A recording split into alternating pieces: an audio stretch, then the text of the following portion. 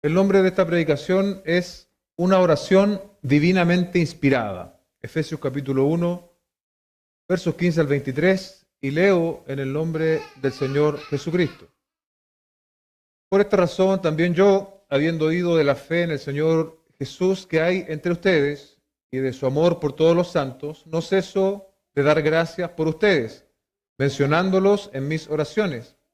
Pido que el Dios de nuestro Señor Jesucristo, el Padre de gloria, les dé espíritu de sabiduría y de revelación en un mejor conocimiento de Él. Mi oración es que los ojos de su corazón les sean iluminados, para que sepan cuál es la esperanza de su llamamiento, cuáles son las riquezas de la gloria de su herencia en los santos, y cuál es la extraordinaria grandeza de su poder para con nosotros, los que creemos, conforme a la eficacia de la fuerza de su poder.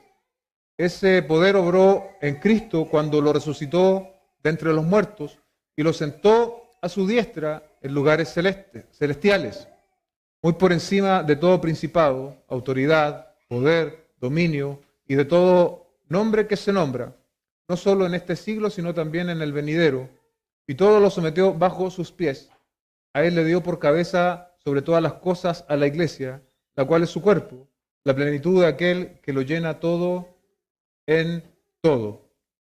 Nosotros descubrimos que nacimos ricos cuando confiamos en Cristo, pero esto no es suficiente porque debemos ahondar en nuestra comprensión de las riquezas que tenemos, si es que alguna vez vamos a usarlas para la gloria de Dios.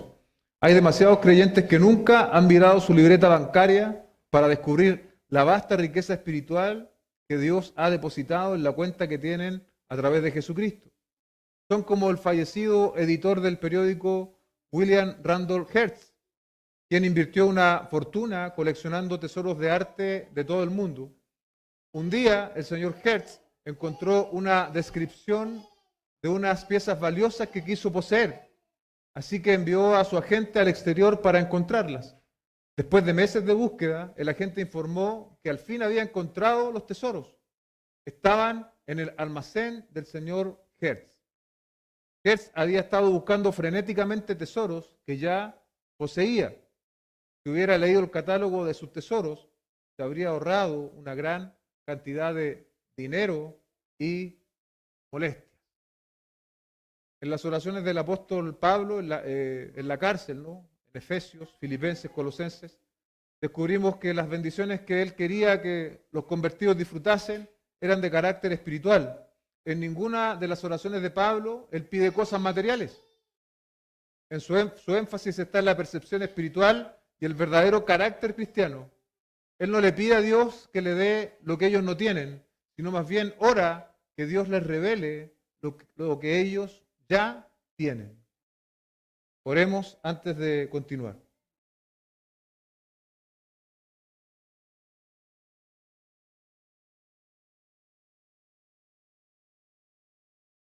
Padre Celestial, hemos leído tu palabra, te pedimos que tú nos guíes esta mañana.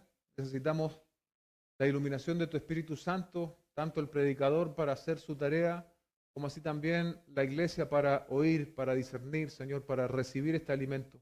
Te lo pedimos en humildad, en el nombre de nuestro Señor Jesucristo. Amén y amén. Esta es la oración de Pablo, divinamente inspirada, yo decía antes, y también es una oración en toda época apropiada. No solo una oración divinamente inspirada, sino que también es divinamente apropiada. El punto número 1 de esta mañana es una oración de gratitud, que va a cubrir entre los versos 15 al 16, donde leemos: por esta razón también yo, habiendo oído de la fe en el Señor Jesús que hay entre ustedes y de su amor por todos los santos. Era una costumbre de los judíos, incluido el apóstol Pablo, orar. Los cristianos piadosos también oraron, ¿cierto? Separaban todos los días un tiempo de oración. Pablo continuó con esta costumbre, ¿no? Que también debe ser para nosotros no solo una costumbre, sino un hábito diario de dependencia delante del Señor. Podemos entender que Pablo oraba por las iglesias y el Nuevo Testamento nos enseña eso. Por ejemplo, en Romanos 1:9, 2 de Corintios 11:28, Filipenses 1:3-4, Colosenses 1:3, 9, primera a los Tesalonicenses 1, 2, 3, Segunda de Timoteo 1:3 y Filemón 4 muestra que el apóstol Pablo siempre daba cuenta de esta oración. Pablo dice acá que él oyó de la fe de los efesios.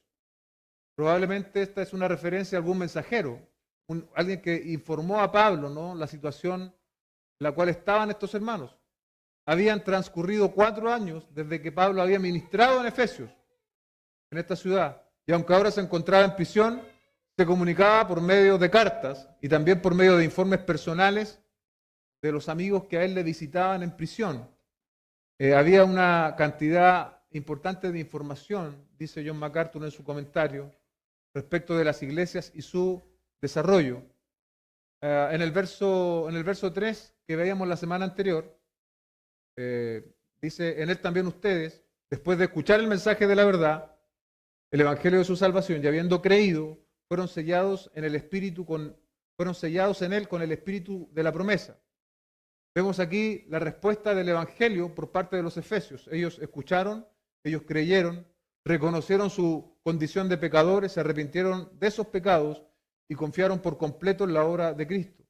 Ahora, esto parece añadir algo más, ¿no? Lo que Pablo oyó incluía una respuesta a este mensaje de salvación. El creer involucra también, iglesia, un cambio, y lo hemos dicho en otras oportunidades, una manifestación de esta verdad, una perseverancia en la verdad. Y también dice el texto que otro asunto que ellos manifestaron fue amor por todos los santos.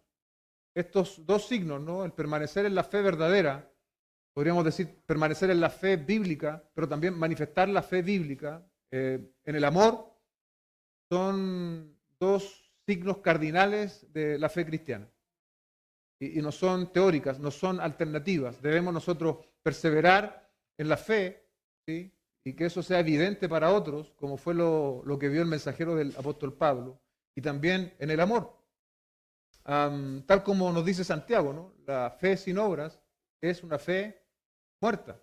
Si alguien reportara de nosotros, de esta iglesia local que nos reunimos acá en esta sede vecinal en la comuna de Macul, ¿qué diría ese mensajero de nosotros? ¿Estamos manifestando nuestra fe de modo que otros puedan dar testimonio de ella? ¿O pasamos inadvertidos como uno más? Conocemos cómo somos conocidos en nuestro entorno, donde trabajamos, donde estudiamos. Nuestros parientes nos ven como personas de fe en el Señor, o somos como cualquier otra persona. No sabemos el detalle del reporte recibido por el apóstol Pablo, ¿no? Él solamente da cuenta de manera general de la fe de los efesios, pero seguramente habían cosas concretas, objetivas y visibles que hicieron que este mensajero que le reportó a Pablo, ¿no?, pudiese decir que ellos estaban bien en la fe. Hoy día nosotros preguntamos, ¿no?, ¿en qué aspectos es notorio la fe que hay en nosotros? Nuestra presencia en este lugar es un poco de eso, ¿no? Este servicio es un poco de eso, de que creemos, de que tenemos fe. Toda instancia también que la congregación genera para fortalecernos, la mayoría hoy día nosotros la realizamos a través de Zoom, también buscan eso, que nuestra fe se manifieste y se fortalezca cuando nos preocupamos los unos por los otros, cuando oramos los unos por los otros. Esto y otras cosas dan cuenta de nuestra fe, de que no es solo una fe de conceptos, sino que es una fe que obra. Una fe que en la realidad de los destinatarios de Pablo dice la fe en el Señor Jesús que hay entre ustedes. Me llamó la atención esta palabra, no dice solo la fe que hay en ustedes, sino entre ustedes. Esta fe que nos vincula a Dios necesariamente también nos vincula entre nosotros. Y debe ser también una forma patente. Lo segundo que el apóstol Pablo nos reconoce acá, o reconoce respecto de los efesios, es que ellos tenían amor, dice, y su amor por todos los santos. Podríamos nosotros discutir, tener opiniones respecto de cómo la fe se debe demostrar. Algunos tienen un énfasis misionero, otros sobre las obras, al hacer obras, por ejemplo, hace muy poco tuve la oportunidad de compartir con un pastor de acá de la comuna, y él trabaja haciendo centros de rehabilitación. O sea, trabaja no haciendo, pero está muy conectado con eso. Bueno, eso también son distintas facetas que Dios da ministerialmente muchas veces. Dan cuenta de nuestra fe. Y bueno, en el caso particular de los Efesios era algo claro, pero aquí hay algo que, como yo les decía antes, podríamos discutir, no, esta es la forma o esta otra. Yo creo que más bien no es discusión, sino hay complemento. Pero respecto de la manifestación del amor no hay discusión. Eso debe caracterizarnos a nosotros como iglesia local y a cualquier otra comunidad de creyentes. El amor es inapelable, el amor es la norma, el amor es la regla que toda congregación cristiana debiese tener como desafío y como experiencia de vida. Una constante en el relato bíblico y en el Nuevo Testamento es esto, es el asunto del amor. Los efesios tenían amor por todos los santos. La expresión santos ya sabemos lo que es, ¿no? Son apartados, fueron hombres, mujeres apartados, son miembros de esta iglesia, como tú y yo hoy día también somos santos, Dios nos ha apartado. El Señor Jesús lo estableció como una característica fundamental esto del amor. En esto conocerán que son mis discípulos. ¿En qué? En que se amen los unos a los otros. Pablo reconoce en los tesalonicenses que son maduros en el amor, pero incluso los desafía más. Y esto lo vemos en primera los tesalonicenses capítulo 4, versos 9 y 10. Pero en cuanto al amor fraternal, no tienen necesidad de que nadie les escriba, porque ustedes mismos han sido enseñados por Dios a amarse unos a otros. Ellos lo estaban haciendo bien. ¿Sí? El apóstol Pablo dice, no tienen necesidad que yo les enseñe del amor. Pero mira lo que dice el verso 10, iglesia.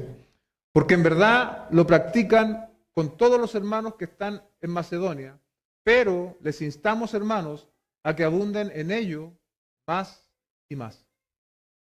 A que abunden en ello más y más. Nunca llegamos a la totalidad del amor. Siempre va a ser un desafío. Aunque seamos maduros, aunque seamos perseverantes en el amor, siempre el amor va a ser un desafío para nosotros como iglesia, estimados hermanos. Y otro ejemplo más es la experiencia de los corintios, ¿no? Donde el apóstol Pablo exhibe que el motor, el combustible de las relaciones y los dones en el contexto de la iglesia es el amor. Solamente un texto para demostrar esto. Primera de Corintios 13, 2. Y si yo tuviera el don de profecía y entendiera todos los misterios y todo conocimiento, si tuviera la fe para trasladar montañas, pero no tengo amor, nada soy. Sin amor, cualquier actividad que nosotros hagamos no tiene trascendencia ni valor. Nuestras relaciones, nuestros dones deben estar fundamentados también en el amor. Eso nos enseña la experiencia de los corintios. En el Nuevo Testamento, dice John MacArthur, el amor espiritual verdadero siempre se define como una actitud de sacrificio abnegado, que resulta en actos generosos de bondad realizados en favor de otros.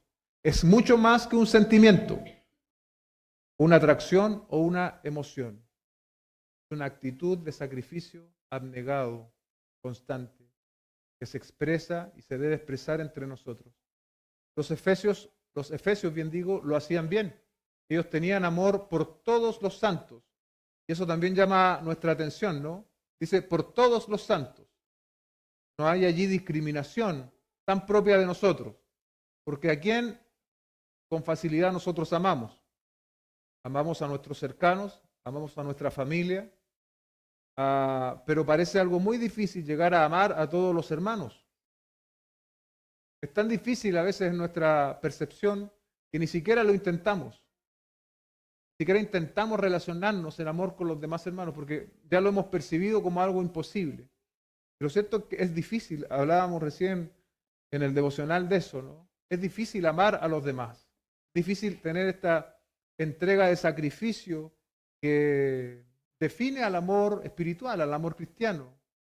Pero lo cierto es que Dios nos ha dado de su espíritu para que nosotros podamos crecer y abundar en ello. El hecho de que lo miremos como un desafío no significa que no debemos vivir e intentar vivir en el amor que Dios demanda de nosotros. El amor cristiano, dice MacArthur, es indiscriminado, sin discriminación. No clasifica y selecciona ¿A cuáles creyentes está dispuesto a amar? ¿Con quién hoy día tú tienes una mejor relación de amor en el contexto de la iglesia local? Pues bien, quizás debieses enfocarte no tanto en esas relaciones, sino ahora también en otras.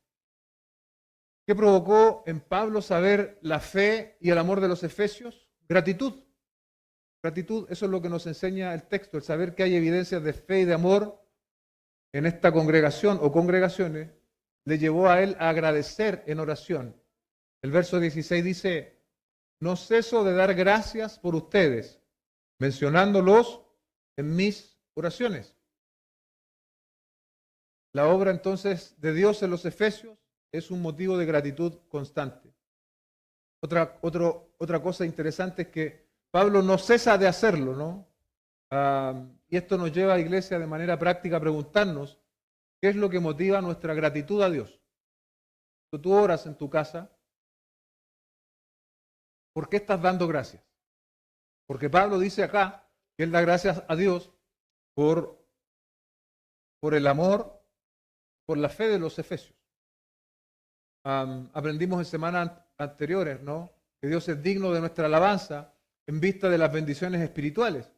Y este otro aspecto está enfocado en la vida de la iglesia, el ser testigo de lo que Dios está haciendo entre nosotros, al igual que en la experiencia de Pablo, debe llevarnos, amados hermanos, a que nosotros demos gracias. O solo damos gracias cuando te mejoran el sueldo.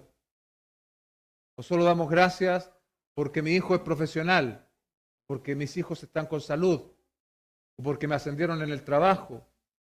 Solo damos gracias por asuntos de esta vida. Bueno, Pablo acá nos está enseñando, tenemos que dar gracias por lo que Él está haciendo entre nosotros. Podemos con facilidad, nosotros, hablando de nuestra realidad de iglesia local, identificar motivos de oración congregacional. ¿Cuándo nosotros nos damos el tiempo de dar gracias a Dios por la realidad congregacional?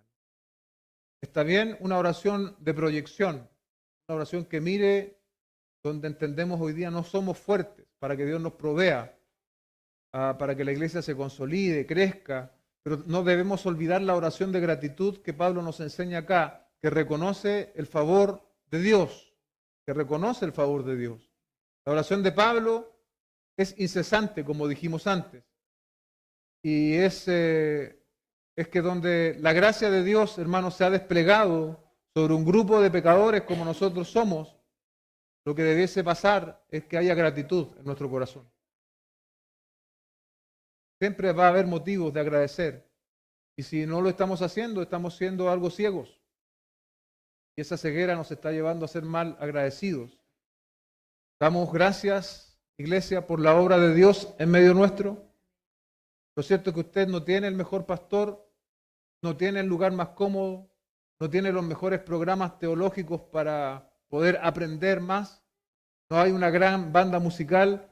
Carecemos de muchas cosas de manera objetiva, pero la gracia y la misericordia de Dios son evidentes en medio nuestro. La gracia y la misericordia de Dios son evidentes en medio nuestro y eso debiese llevarnos a nosotros a agradecer al Señor porque nada de lo que Dios despliega en este pequeño lugar, en esta pequeña iglesia local, lo hemos ganado. Todo misericordia y gracia del Señor, nosotros debiésemos levantar manos al cielo en gratitud para con Dios. La realidad de los Efesios en el contexto del Nuevo Testamento también nos deja una advertencia, ¿cierto? Lo que ahora está siendo elogiado por el apóstol Pablo, años más tarde sería denunciado como una pérdida. Él hoy día, o más bien en este contexto, elogia el amor que ellos tienen con todos, pero mira lo que pasa con esta misma iglesia años más tarde. En Apocalipsis capítulo 2, versos 2 al 4, dice, yo conozco tus obras, tu fatiga, tu perseverancia, que no puedes soportar a los malos, que has sometido a prueba a los que dicen ser apóstoles y no lo son, y los has hallado mentirosos. Tienes perseverancia y has sufrido por mi nombre y no has desmayado. Mira, todas las cosas buenas que aún hacían los efesios, esas son cosas buenas. eran perseverantes, trabajaban a pesar de la fatiga, soportaban a los malos, ejercían el discernimiento, eran casa apóstoles falsos, ¿no? Eran perseverantes, habían sufrido, pero mira el verso 4, pero tengo contra ti que has dejado tu primer amor. Como dice la Reina Valera, has perdido tu primer amor. ¿Te das cuenta cómo en un tiempo Pablo reconoce el amor en ellos? Años más tarde el apóstol Juan, inspirado por el Espíritu de Dios, está diciendo que ellos habían perdido el primer amor. Ese es el riesgo, amados hermanos, que también corremos nosotros. A veces estamos con toda la intención, la voluntad de expresar amor los unos por los otros. Pero con los años a veces vamos mecanizándonos y vamos haciendo las cosas religiosamente, pero no las vamos haciendo por lo que debemos hacer las cosas tú y yo. Las cosas que hacemos para el Señor deben emanar del amor, no de la religión, no de la norma, sino del amor. Esa debe ser nuestra fuerza, nuestro combustible para hacer las cosas en el servicio al Señor. Ahora, a pesar de esta incesante gratitud de Pablo por la experiencia y por lo que él estaba sabiendo de los efesios, aún no está satisfecho, ¿no? ¿Y cuál es el pedido del apóstol Pablo? No es que reciban, dice John Stott, una segunda bendición, sino más bien que puedan apreciar lo más posible las consecuencias de la bendición que ya han recibido. Esto es importante, hermanos. Nosotros solemos orar porque Dios nos bendiga, incluso en aspectos espirituales. Señor, bendíceme más, dame más claridad, dame más de tu espíritu, dame más visión, dame más. Pero lo que el apóstol Pablo acá está haciendo no es que ellos reciban más bendición, sino que ellos puedan ser conscientes a la bendición que ya tienen en Cristo. Una bendición completa y suficiente. Entonces pasamos a nuestro segundo punto de la predicación, entre los versículos 17 al 19, una oración necesaria. El verso 17 dice, pido que el Dios de nuestro Señor Jesucristo, el Padre de gloria, les dé espíritu de sabiduría y de revelación en un mejor conocimiento de Él. Era habitual para el pueblo de Israel orar para recibir iluminación, entendimiento de la palabra. Por ejemplo, en Salmos 119, 18. Salmo 119, 18. Dice, abre mis ojos para que vea las maravillas de tu ley. El verso 17, Pablo sigue escribiendo sobre la oración por los efesios, pero ya no en gratitud, sino en una intención específica, particular. No es como esa oración que a veces nosotros hacemos en el almuerzo, ¿no? Señor, te pido por todos los que tienen necesidad.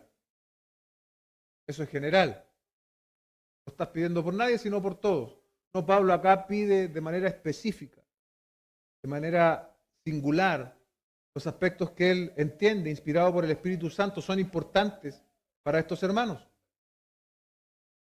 La oración de Pablo, iglesia, no es solo, él al escribir esta oración, ya no es su oración, sino que también pasa a ser la oración de la iglesia. De hecho, al estar predicando este texto, ya no estamos hablando de la oración de Pablo solamente, sino que estamos hablando de cómo debe lucir también nuestra propia oración. Y no solo cómo debe lucir, la oración se torna no solo en el tipo de oración que nosotros debemos hacer, sino también como es inspirado y como es palabra de Dios, es lo que nosotros debemos perseguir. Amén. Lo primero que debemos considerar es a quién dirige esta oración Pablo. Dice que le pide a Dios, el Padre de gloria. Nuestra oración, al igual que la del apóstol Pablo, bien digo, es dirigida al Padre.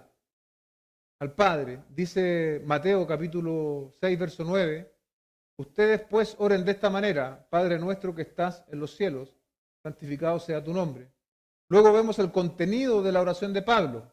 ¿Cuál es este contenido? ¿Qué es lo que Pablo está pidiendo en el fondo? Y aquí empieza a desplegarse este contenido de la oración que debemos observar, aplicar y perseguir. Les dé espíritu de sabiduría y revelación en un mejor conocimiento de Él. ¿Se da cuenta? Nuestro problema, otra vez dice John MacArthur, no es la falta de bendiciones, sino la falta de inteligencia y sabiduría para entenderlas y usarlas de manera apropiada y fiel. Estaba Pablo aquí, hermanos, pidiendo un espíritu que viniera sobre los efesios, los poseyera y les mostrase sabiduría y un mejor conocimiento. Él dice en el texto, pido les dé espíritu de sabiduría y revelación en un mejor entendimiento. ¿Cómo entendemos aquí en este contexto la palabra espíritu? La palabra neuma en el griego original. Bueno, la mejor forma de entenderlo no es ciertamente que viniera o los poseyera una especie de espíritu, sino más bien hace referencia a una disposición, a una influencia, a una actitud. Por ejemplo, como sucede en Mateo 5.3. Mateo 5.3 dice, bienaventurados son los pobres en espíritu. ¿Sí? Ahí está también la palabra espíritu utilizada de esta manera. Y en el Nuevo Testamento hay una serie de pasajes que describen que el Espíritu Santo de Dios produce en nosotros este espíritu, ¿no? Este espíritu con minúscula, en distintas facetas. Por ejemplo, Romanos 1.4 dice un espíritu de santidad, un espíritu de adopción como hijos, Romanos 8.15, un espíritu de mansedumbre, en 1 Corintios 4.21, un espíritu de fe, 2 Corintios 4.13, un espíritu de sabiduría y revelación, como el que estamos viendo acá, el espíritu de verdad, según 1 Juan 4.6. No es que estemos acumulando espíritus, ¿no? Imagina, estaríamos con todos estos espíritus encima, no, sino más bien el Espíritu de Dios nos inclina en esta disposición, nos inclina en esta actitud, ¿sí? Debemos tener una actitud de sabiduría, de discernimiento, de inteligencia, para poder ver las bendiciones de Dios con mayor claridad. Entonces entendemos que el espíritu de sabiduría y de revelación en el conocimiento de Él se refiere a esto, iglesia. ¿Sí? Tenemos que tener cuidado a veces con espiritualizar el texto bíblico, ¿no? Podríamos caer en ese error. Como la mayoría en el verso 3, perdón, en la semana pasada veíamos desde el verso 3 y 14, las 3 semanas anteriores, esta sabiduría y revelación no eran solamente para unos pocos. Y esto debemos recordarlo. La sabiduría y revelación no es solamente para unos pocos, escogidos, especiales, ungidos. La sabiduría y revelación que nos está hablando el texto es para todos los creyentes. El apóstol se está dirigiendo a todos los creyentes de la región de Éfeso. No se trata de la élite espiritual, que por cierto no existe. Son inventos de los hombres. Todos y cada uno de nosotros hemos creído en Cristo. Entramos, al igual que los destinatarios del apóstol Pablo, en posición de recibir espíritu de sabiduría y de revelación. Amén. Aunque la revelación se utiliza aquí de manera sinónima con sabiduría, dice un autor, sí podemos hacer una diferencia. Revelación tiene que ver con el acto por el cual Dios nos imparte conocimiento, mientras que sabiduría hace el énfasis en el uso que nosotros hacemos de ese conocimiento. La sabiduría en términos bíblicos siempre es algo práctico. Me parece que yo esto lo he dicho en otras oportunidades, pero vale la pena repetirlo. La sabiduría no es solo saber las técnicas del martillo. No, la sabiduría es saber las técnicas y saber martillar. Y saber dónde hacer dónde martillar. No le vaya a pasar como yo, que una vez martillé sobre una mesa de vidrio. Alcancé a dar el segundo martillazo y usted sabe lo que pasó. La mesa se rompió por completo. Perdón acá los maestros que hay. Pero bueno, hay que sincerarse también, ¿no?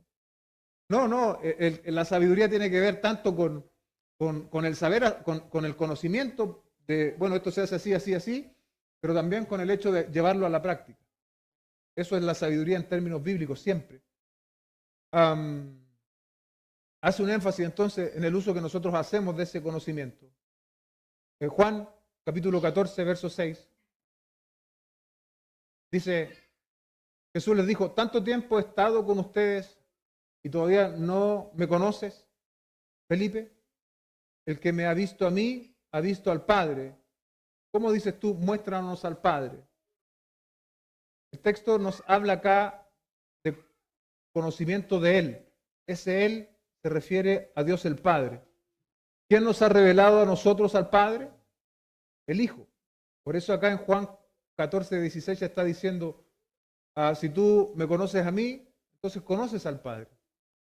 Hebreos capítulo 1, versos 1 al 3 dice, Dios, habiendo hablado hace mucho tiempo, en muchas ocasiones, de muchas maneras a los padres por los profetas, en los últimos días nos ha hablado por su Hijo.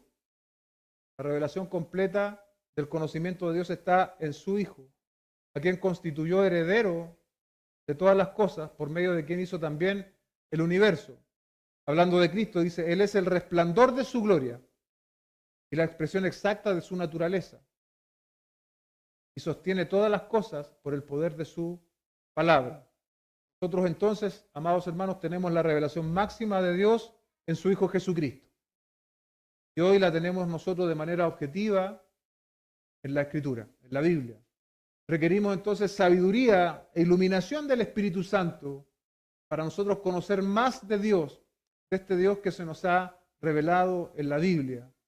Entre el mucho material que consulto para una predicación como esta, escuchaba un estudio de un hombre que ya debe tener casi 80 años, un teólogo.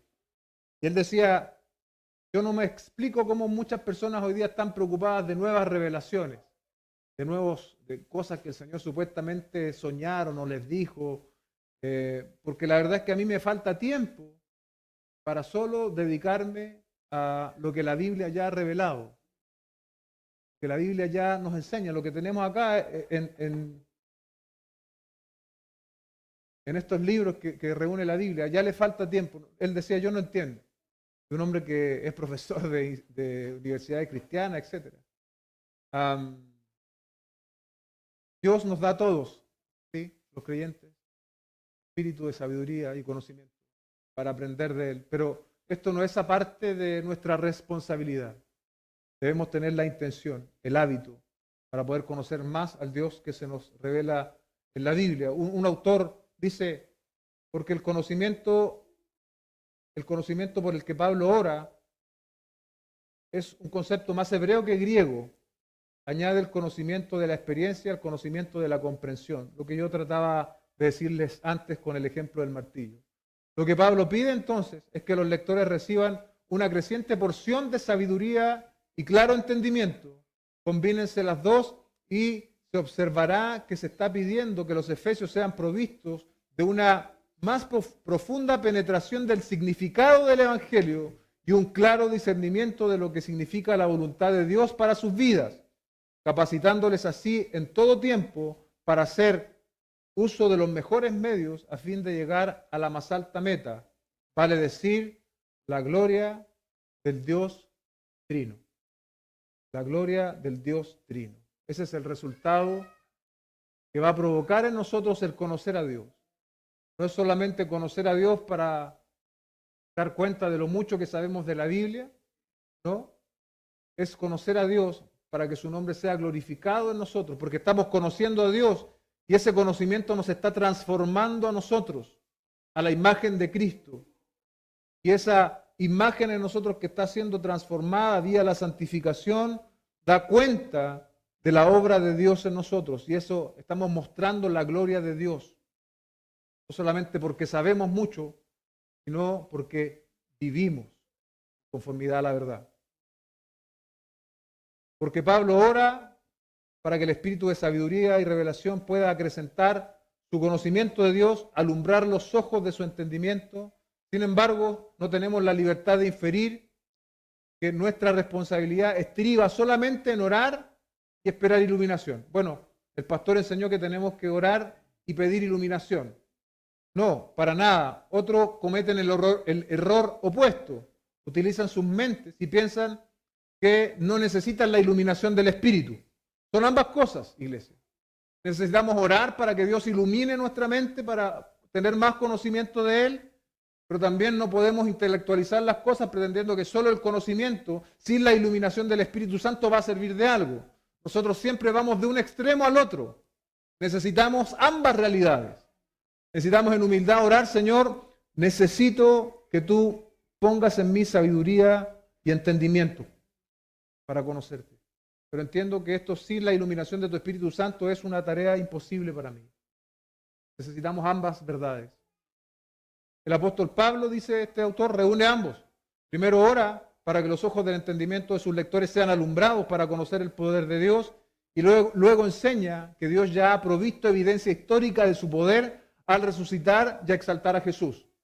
Eso lo vamos a ver la próxima semana. Por tanto, Dios ha revelado su poder objetivamente en Jesucristo y ahora ilumina nuestras mentes por medio de su Espíritu para captar esa revelación. Conocimiento y fe. Conocimiento y fe. Se da por sentado comúnmente que la fe y la razón son incompatibles. No es así, dice John Stott.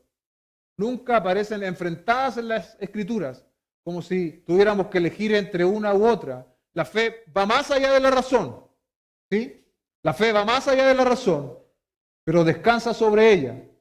El conocimiento es la escalera por la cual la fe se eleva, el trampolín desde la cual puede saltar aún más lejos. Necesitamos entender que el conocimiento de Dios es importante. Y necesitamos también, iglesia, entender que tenemos que ser responsables por adquirir ese conocimiento. ¿Sí? Y es por eso que nunca me voy a cansar de repetirlo.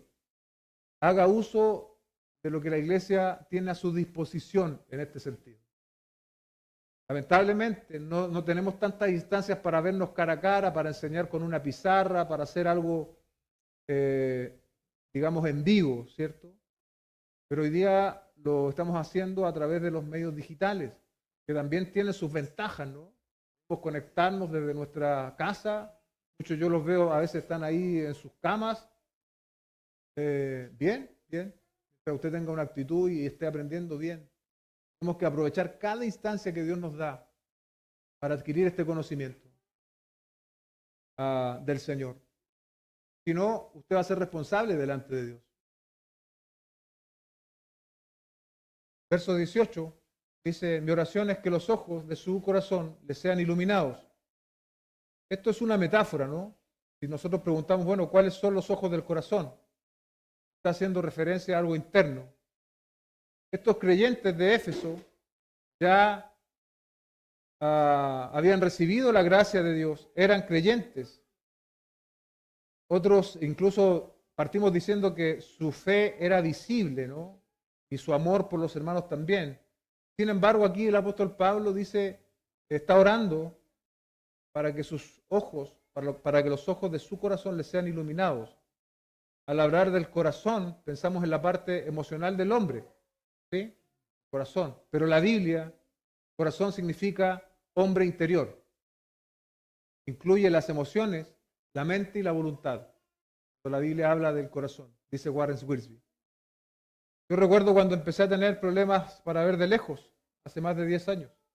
Estábamos en el templo antiguo, yo me solía sentar atrás y miraba al que estaba predicando y empecé a ver borroso. Y yo me resistía, decía, no, yo soy joven todavía, ¿cómo voy a empezar a tener problemas para ver? Decía, no, seguro que estoy muy cansado, uno empieza a buscar excusas. Pero finalmente sí, necesitaba anteojos, lentes. Fui al oftalmólogo y me acuerdo que en ese tiempo me ayudó, me dio una receta y cambió ostensiblemente cómo estaba mirando. Algunos a lo mejor no lo saben, porque hoy día no usa lente el pastor, porque hace como 10 años me operé con láser y hasta el día de hoy veo bien, gracias a Dios. Pero ¿por qué le ilustro con esta pequeña anécdota? Porque a nosotros muchas veces nos pasa lo mismo, pero en relación al Evangelio. Pensamos que, bueno, llevamos tanto tiempo en la iglesia, yo me crié en la iglesia, o yo llegué a los 20 años, hoy día tengo 50. ¿Qué más puedo aprender? ¿Qué más puedo yo aprender? Bueno, hay mucho que aprender, porque el Evangelio es insondable. La palabra de Dios es insondable. Por lo tanto, esta metáfora, ¿no?, que nuestros ojos sean alumbrados, también es para nosotros, los que decimos y afirmamos llevar más años. También en una reunión hace poco escuché a alguien decir, me llamó mucho la atención, que él ya se sabía toda la teología. La verdad quedé así impactado. Ya sabía toda la teología, sabe todo los tipos de afirmaciones tan categóricas, tan absolutas y en un ambiente donde otros te están oyendo. No hay, eso no puede ser así. Llegamos a saber toda la teología. Y si la llegas a saber toda, ¿estás viviendo conforme a toda esa teología? Porque eso es lo más importante. Entonces, en esta expresión, hermanos, necesitamos nosotros. Quizás llevas años en el cristianismo, como yo te decía antes, y a veces tenemos un orgullo disfrazado. Dice, yo tengo claridad del Evangelio. Yo llevo 20 años en la iglesia, yo llevo 30 años de casado, y te resiste a ser tratado por Dios mediante su palabra y mediante su espíritu. No importa cuántos años lleves en la fe, la belleza y la profundidad del amor de Cristo no puede ser agotada. Amén. No importa cuántos años lleves en la fe, la belleza y la profundidad de Cristo no puede ser agotada por la mente humana. Necesitas también tú que tus ojos sean iluminados para ver con más profundidad la majestuosidad de Dios. Los destinatarios eran creyentes como lo somos nosotros, pero aún requerían ver con más claridad ciertos aspectos espirituales que emanan de su unión con Cristo. Ya lo dijimos antes, ¿no? El uso bíblico de corazón es ese ser interior que incluye la mente, las emociones. Así que los ojos simplemente son nuestros ojos interiores que necesitan abrirse, bien digo, para ser alumbrados antes de poder captar la verdad de Dios. El apóstol junta ahora 3 verdades que quiere que sus lectores, por medio de la iluminación del Espíritu Santo, conozcan en su mente y también en su experiencia. Vamos a alcanzar a cubrir 2 nomás esta mañana. Y esta predicación entonces se va a dividir. La próxima semana la vamos a terminar. Pablo dice de estos 3 aspectos que todo creyente debe tener más claridad. En el verso 18 dice, para que sepan cuál es la esperanza de su llamamiento. Eso es una cosa. Lo segundo, verso 18 también, cuáles son las riquezas de la gloria de su herencia en los santos. Y verso 19, tercero, y cuál es la extraordinaria grandeza de su poder para con nosotros los que creemos conforme a la eficacia de la fuerza de su poder. Veamos entonces la esperanza del llamamiento. ¿Cuál es para los efesios? En un sentido inmediato y en el propio contexto de la epístola, Pablo ora para que alumbre el entendimiento con respecto a las verdades maravillosas de la elección, la predestinación, la adopción, la redención, el perdón, la sabiduría y la inteligencia, la herencia, el sello, las arras del Espíritu Santo, acerca de las cuales él ya les había instruido anteriormente y que nosotros las vimos entre los versos 13 y 14 hace algunas semanas. Cuando se hace un llamado para ocupar algún puesto de trabajo, solicitan ciertas calificaciones, ¿no? Ciertas capacidades, ciertas experiencias. Cuando Dios llama, no lo hace en base a ninguna cualidad en nosotros. Y así lo demuestran los siguientes textos. ¿Por qué Dios nos llama? Mira lo que dice, por ejemplo, 2 de Timoteo 1:9. 2 de Timoteo 1:9. Él nos ha salvado y nos ha llamado con un llamamiento santo, no según nuestras obras, sino según su propósito y según la gracia que nos fue dada en Cristo Jesús desde la eternidad. Nos ha llamado con un llamamiento santo, no según nuestras obras. No son tus obras, sino conforme a su propósito. Primero a los Corintios, capítulo 1, verso 26 al 31. El 26 dice, pues consideren, hermanos, su llamamiento. No hubo muchos sabios conforme a la carne, ni muchos poderosos, ni muchos nobles, sino que Dios ha escogido lo necio del mundo para avergonzar a los sabios. Dios ha escogido lo débil del mundo para avergonzar a lo que es fuerte.